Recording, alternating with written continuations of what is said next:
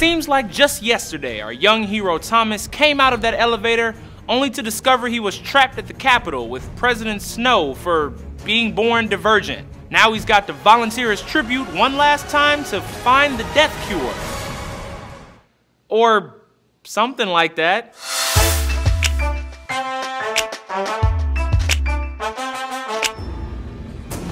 Please. Let me out. Please. Right, we gotta go. We gotta go. Let's go. Right now. Just floor it, Brian. Hold on. Floor it, come on. Taking the #1 spot in its debut weekend is Maze Runner: The Death Cure, bringing in an estimated $23.5 million in its first week out. Combine that with its worldwide ticket sales and you get a first week total of nearly $106 million. Maze Runner: The Death Cure might be the last in a dying breed of young adult dystopian novels turned feature film trilogies. Prim! I volunteer! I volunteer as tribute! Since March 2012, when the first Hunger Games movie was released, there have been 3 separate series and at least a dozen films that all fell into this category. And like with any movie trend, there were major successes and extraordinary failures. But the final Maze Runner entry in this genre seems to close the book on this film fad, at least for the time being.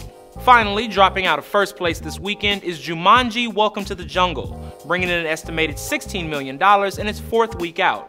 That puts the extremely successful sequel well past the $800 million mark worldwide, and makes it one of Sony Pictures' best performing films of all time. The choice to live an ordinary life is no longer an option. Right behind your friendly neighborhood Tobey Maguire and 007. And finally, at #3 this week,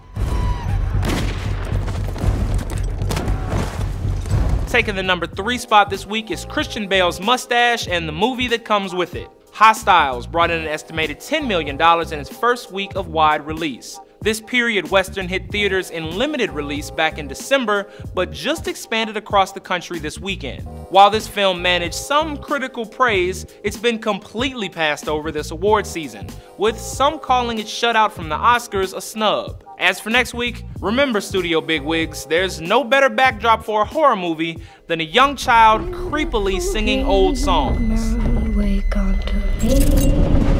Your anger will never defeat us.